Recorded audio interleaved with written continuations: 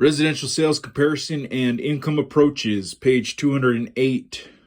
For example, a vacant subject site has a 30-foot axis easement running along one side of it.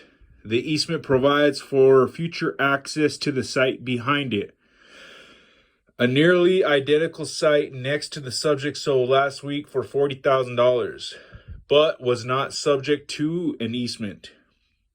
The appraiser located the sale of a vacant site in another area that has a similar easement, which sold for $30,000. In that same market with similar market conditions, a similar site without an easement sold for $32,000. What can be derived from this comparable data is that the easement burdened the comparable site by 6.25%. 32,000 minus 30,000 equals 2,000. To find a downward percent adjustment, divide the indicated amount due to the negative influence by the amount the negative influence is from.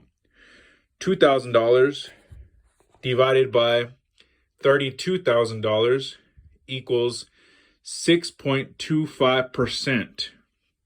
Applying this percentage to the sale price of the site next to the subject, $40,000, a downward adjustment of $2,500, 40,000 multiplied by 6.25% is indicated as an adjustment due to the burden. The benefit to the site behind the subject could be more when analyzing before and after paired data. This method of deriving the adjustment is similar to how an adjustment for the burden of an easement is estimated. For example, consider an appraiser who found the sale of a land parcel that sold without access for $25,000. Soon after the sale, the owner arranged for an access easement to the property and the property resold for $35,000. The value of that property, assuming no change in market conditions, increased 40%, $10,000 divided by $25,000. The same procedure could be applied if the appraiser is attempting to determine the downward adjustment when the subject has no access and a comparable sale does have access.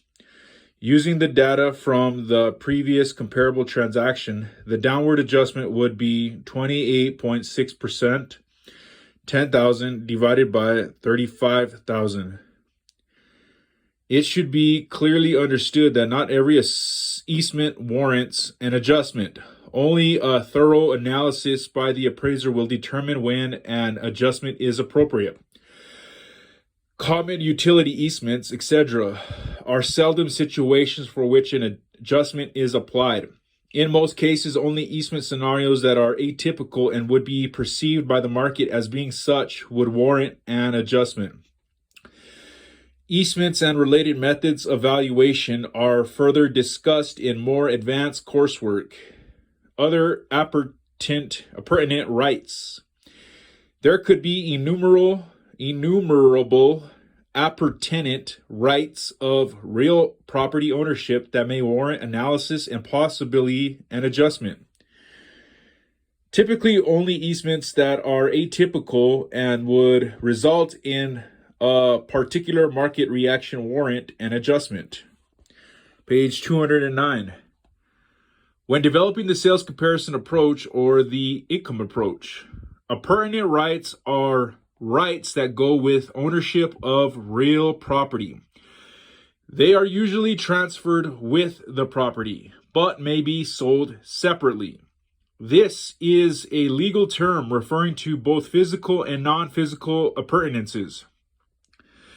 These rights could include, among other things, the surface on or the area below the surface of a property, water adjacent or under the property surface, or the airspace above the property. Most considered as part of the property rights conveyed will reveal themselves through analysis of differences between the subject property and the comparable data. For example, a subject property lies in the path of an airport runway or approach zone. Airport zoning prohibits or limits certain building types and heights for the area. In this case, the air rights typically conveyed with real property are at issue. In certain jurisdictions and with some properties, the limitation may be specific in the form of an airspace easement.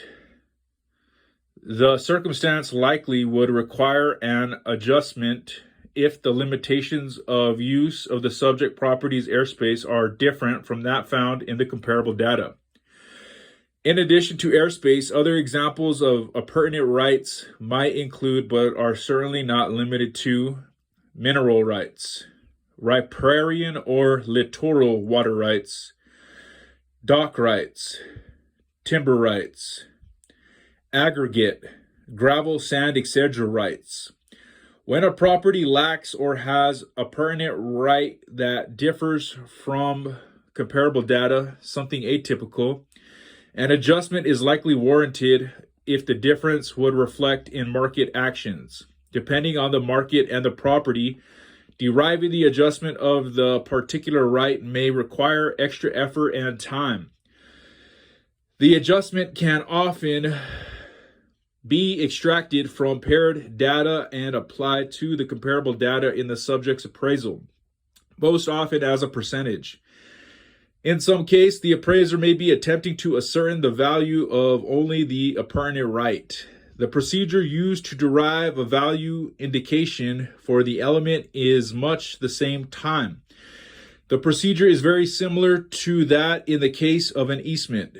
For an incoming producing property, if the particular right is affecting the potential income flow for the property, the adjustment could be applied in the income approach, similar to the procedure discussed in Chapter 6.